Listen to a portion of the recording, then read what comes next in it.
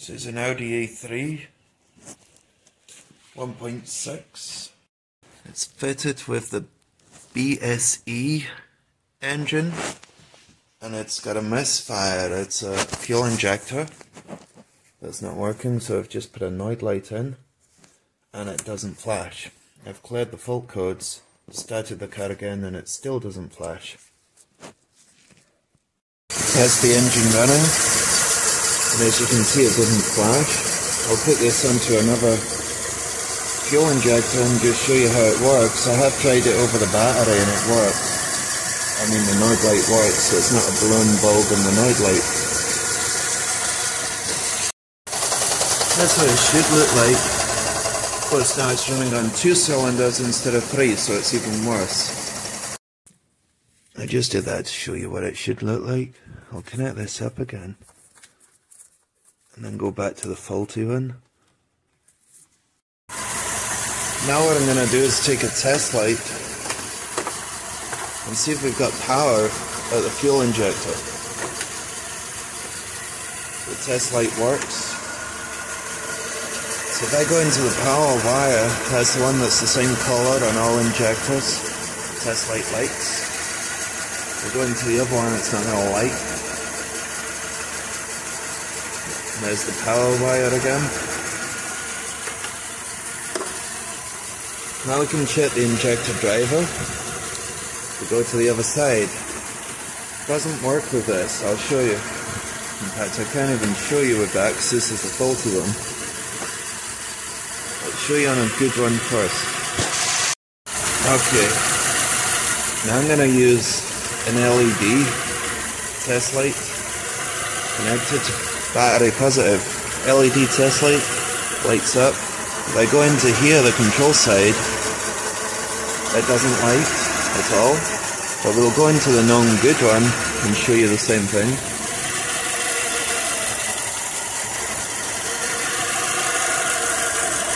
See, that's flashing.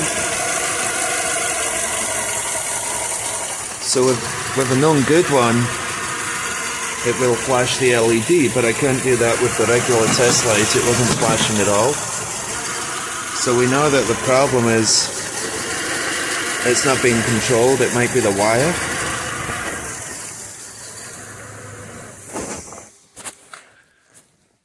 Yeah, it's easier to say without the engine running.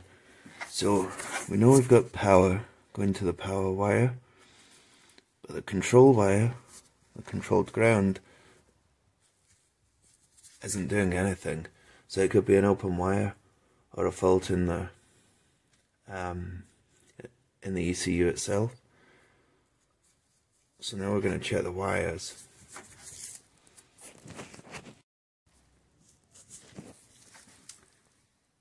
Just checking the injector for resistance. I've got 14.6, 14.5 ohms. And that was the same when I went to the non-good injector. So that's the non-good injector, so it's basically the same. Okay. So now I'm just figuring out where the wire goes to. It's an open circuit, but I have disconnected it at the ECU, so it will be, and the injector's disconnected. So I know where it goes, all the way through here. I could put this onto the wire, like this, and get a bleep. It's actually not bleeping. Like that. Okay? It's open circuit, but to know which one it is, I just put a wire in, leave that near the wire, and then I can find the pin easier. So it was the second one in. So if I go to the end one, doesn't do it. The one next to it.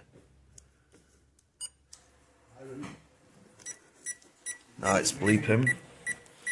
So now I know which pin it is, and I'll load test that pin, load test the wire all the way back, and give it a wiggle test. I'm using a Load Pro to check the voltage. That's got going to the battery, positive. So that's the positive wire. The negative is going through the wiring loom first, all the way through the wiring loom, at the other side of the wiring loom into the negative. We've got 10 volts. If I press the button on the Load Pro, it goes to nothing, let it go, it comes back, so that means we've got high resistance. You can do this test with a test light if you don't have a Load Pro. This is the same test, using a test light. It didn't light it, so you could have just used a test light. I got this wire that goes right the way through the wiring loom, out the other side of the wiring loom that will go to the ECU and to the battery, and the positive goes down to the jaws here, the clamp. It doesn't light it.